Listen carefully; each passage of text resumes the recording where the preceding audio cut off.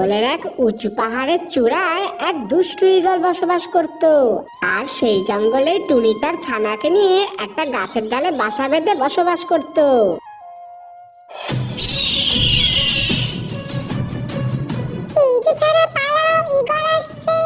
এরপর ঈগল যখনই টুনির বাসায় আক্রমণ করে তখনই টুনি তার ছানাকে নিয়ে পালিয়ে যায়।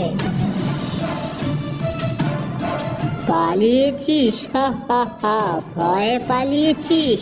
কি ভেবেছিস আমার কাছ থেকে তোর ছানাকে তুই বাঁচাতে পারবি? তোর ওই কচি ছানার মাংস আমি তো খেয়েই ছাড়বো।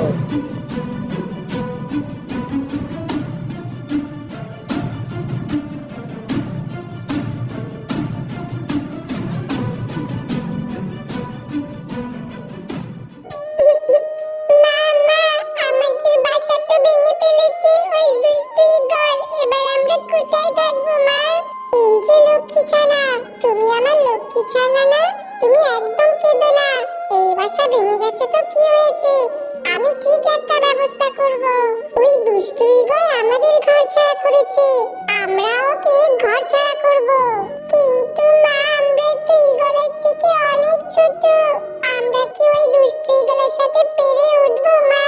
এই যে ছানা, তুমি সবসময় একটা কথা মনে রেখো, সবসময় গায়ের জোর দিয়ে সবকিছু হয় না, অনেক সময় বুদ্ধিরও প্রয়োজন হয়।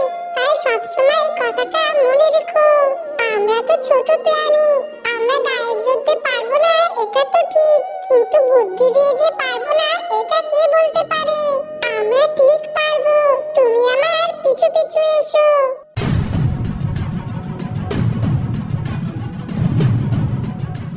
মা মা, দেখো ওই যে দুষ্টু ঈগলটা ওর বাসার ওখানে বসে আছে।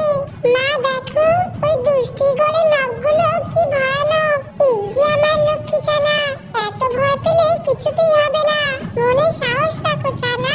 ওই তো দুষ্টু ঈগল চলে যাচ্ছে, এবার আমার পিছু পিছু এসো ছানা।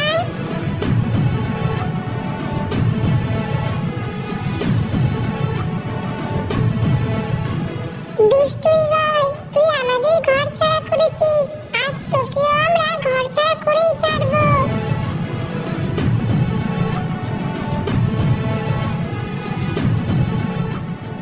এই যে ছানা, আমি তোমায় যা যা বলছি মন দিয়ে শোনো, আর তেমন ভাবেই তুমি বলবে কিন্তু।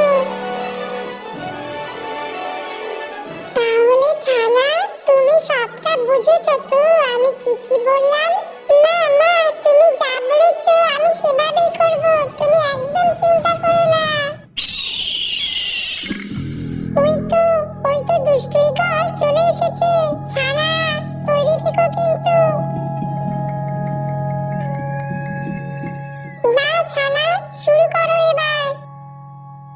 মা মা, আমরা তো আমাদের ওই জঙ্গলের সব ঈগলকে খেয়ে আমরা তো এখানে এলাম, কিন্তু এই বাসায় তো কোনো ঈগল নেই।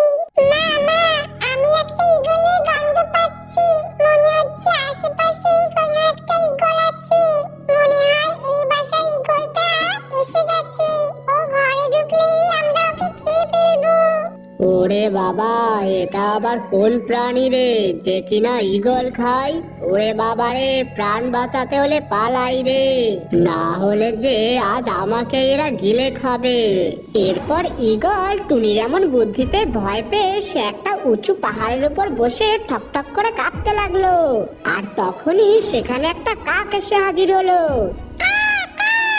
এই যে ঈগল মহারাজ, তুমি এখানে এভাবে বসে কাঁপছো কেন? এই যে কাক ভাই, তুমি আর আমাকে কিছু বলো না, আমি যে খুব ভয় পেয়েছি, আমার বাসায় একটা ঈগল খেকো প্রাণী এসেছে। এমনটা আবার হয় নাকি? ঈগলকে কোপরানি কই, চলো তো দেখি।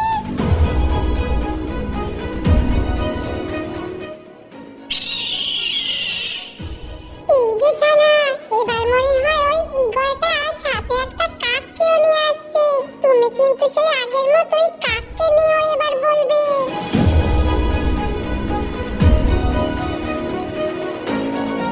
মা মা, এবার